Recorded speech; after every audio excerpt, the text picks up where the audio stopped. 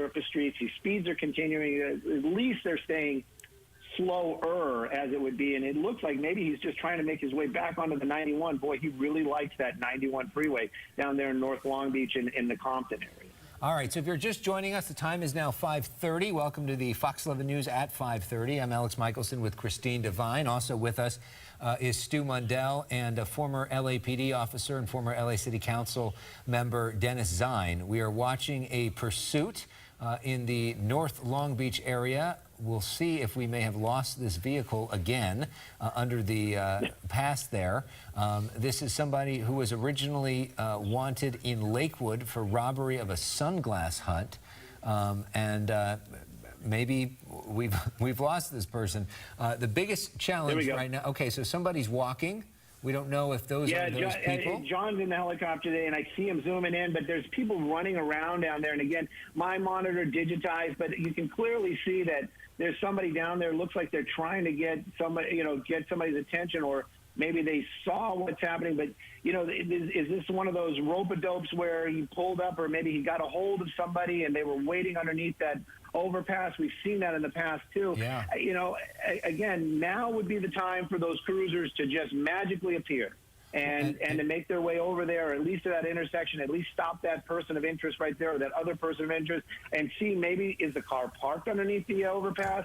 But right now, I don't have access to the scanner, so I can't even really hear what the conversation is with law enforcement. But clearly, the camera person today in Skyfox really keeping an eye on that one male that just basically walked out from that underpass. So there you go. You got there we see some cruisers that are moving away. So hopefully the sheriff's helicopter's up there, and hopefully there is communication between the ground units. And again, this person walking away, definitely suspicious. Is it the suspect? Your guess is really as good as mine. Yeah, well, and Dennis, that's part of the challenge. We were talking about this a little earlier, that because of the policies that we as a society have adopted to allow our overpasses to essentially become home to homeless encampments that are not really well patrolled, there are a lot of people that live under there, and there's a lot of places you could hide under there, and there's a lot of people that could pop out, and it's hard to figure out what's going on. It's not like it's just a clean area where somebody would stand out. That's correct. Well, what we find is the individuals walking away, the ground unit should be close behind. They're there. They just pulled up, Dennis. Okay, there we go. Okay, because they pulled back just because of the excessive speed and the hazard. They don't want an innocent person to get involved, injured, a car collision, but this individual is now somewhere in that vicinity, maybe in that house. There were two people, and hopefully they'll get to one of them and find the other one. But now they're going to converge on that residence and find out if that's the individual. They'll be able to connect this fingerprints of the individual, fingerprints in the car, etc.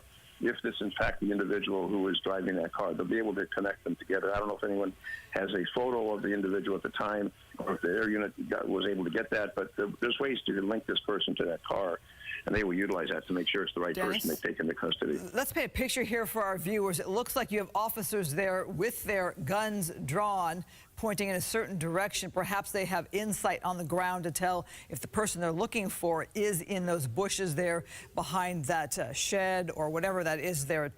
But obviously now our concern is for officer safety or safety of the residents, people who live in that home there. There's been no sign of anybody home, or perhaps they're indoors. But right now, a concern as we watch this is officer safety, and what can they see or not see if somebody's in those bushes? Well, that's true, and they have to be very cautious. The individual does have a weapon, can start shooting at the officers and deputies, so they have to be extremely cautious approach.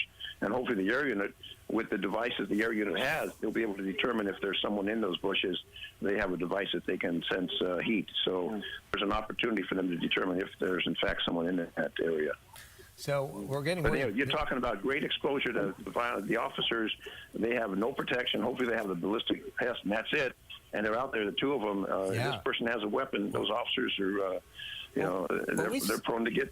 Well, we've seen, Dennis, in the past, sometimes officers will wait out people. Okay, here they come. Suspect. Coming out, hands up. Yep, Yeah. suspect, or that person of interest, at least we should say, has their hands up. I mean, why that person would walk and go behind a shed is kind of bizarre behavior. Looks like they might still have a phone to their ear. And there also was a woman, too, that we saw. Whoa, okay.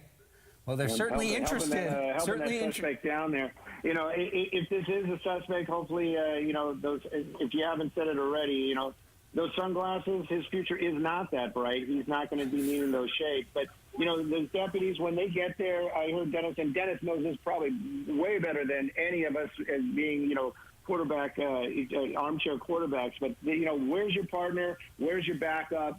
And then make the approach. And then I can, you know, and we've been in these so many times, I could hear that conversation between the sheriff's helicopter, whichever one that is up there, and then any of the news media. There's going to be this crosstalk going back and forth. Where did you see him last? What do you got? Where's he at? You know, do you have eyes on him?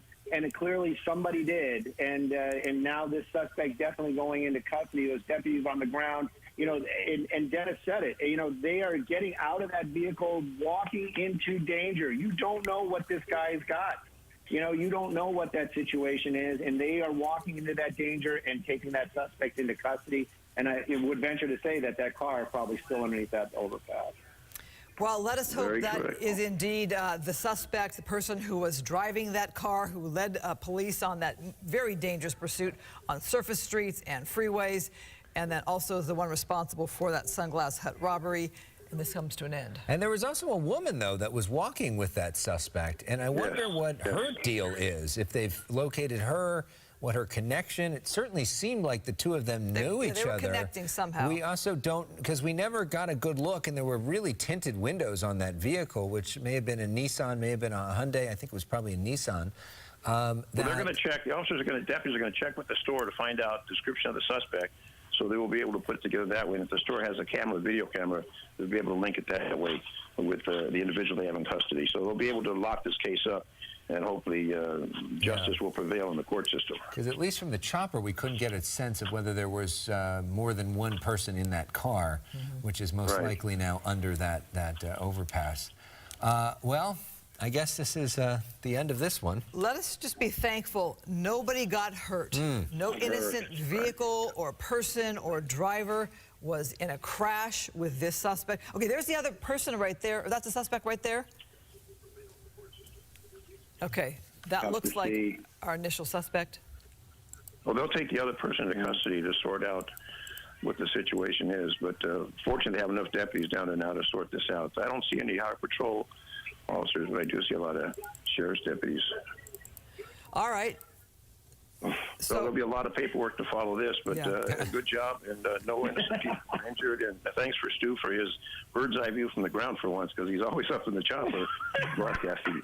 That's right. And like you said, a lot of paperwork. That's why I'm sure, you know, we all know enough law enforcement friends that you always hear that. You know, you just don't want to have to do the paper on it. You know, that's it. That's right. Let somebody else put the cuffs on them. Right. There you have a woman being taken into custody. We believe now it appears to be two people were in that car leading police on that pursuit.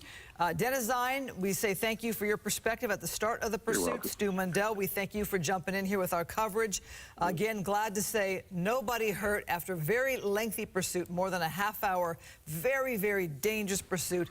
Looks like all ends well with suspects in custody.